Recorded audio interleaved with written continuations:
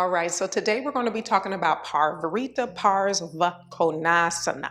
It's pronounced Parivrtta Parsvakonasana, and it has 5 vinyasas, and the Drishti is the fingers, Hastagrai, Drishti. Now let's talk about a few things before we begin. Pars-vah-ko-NAHS-anna B is a very challenging asana, okay? I still have problems with this asana. My spine is not very mobile, my back is tight, my shoulders are tight, my hips are tight. So this asana is very challenging, and it's very challenging to a lot of people. But I'm going to give you some modifications today that Kino has provided us, and we're going to go through it. So let's come to a kneeling position.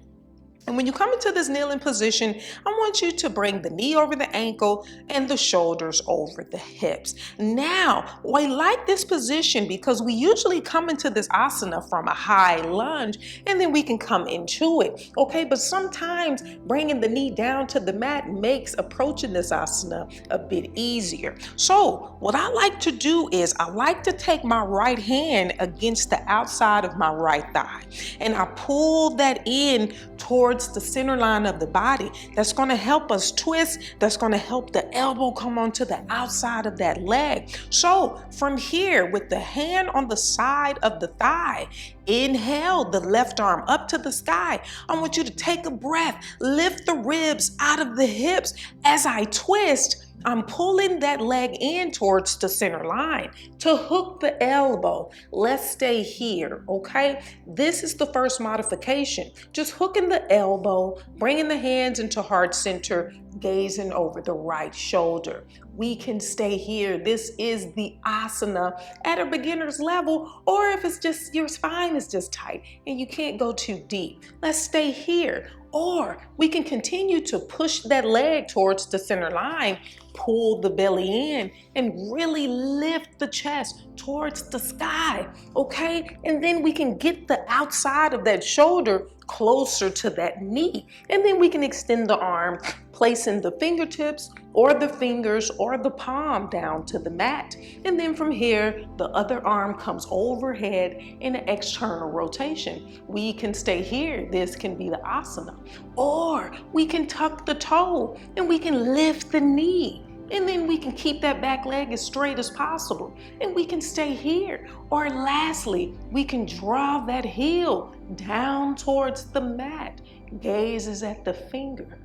Okay, so with that being said, you choose what modification works for you. So we start Parivrtta B from Utthita Parsvakonasana. So let's come into the last vinyasa of Utthita Parsvakonasana. Panca Inhale, slowly rise back to center. Straighten the leg, pivot the left foot center. Parsvakonasana B. Let's pivot to the back of the mat, high lunge. And from here, do a exhale, twist and hook and twist and hook as many times as needed. Bringing the other arm overhead for 1.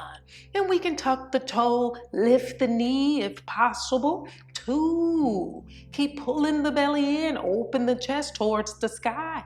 3. 4. And 5. Trini Inhale. Slowly rise back to center. Pivoting the right foot center. Now pivot the left foot. Catvari. Exhale. Twist and hook as many times as needed. For 1. That back leg is as straight as possible. 2. Draw the shoulder down the back. 3. 4 and 5. Panca Inhale. Slowly rise back to center. Both feet parallel. Arms are extended. Samastitihi. Beautiful. All right. So Pars-vah-ko-NAHS-anna B is so very challenging. I'm still working on it. And I love going through the process because I can see how far I've come. So gently twist. Don't force or push yourself in any asana. Get Kino's book. Go through this journey with me. I will see you all for the next tutorial.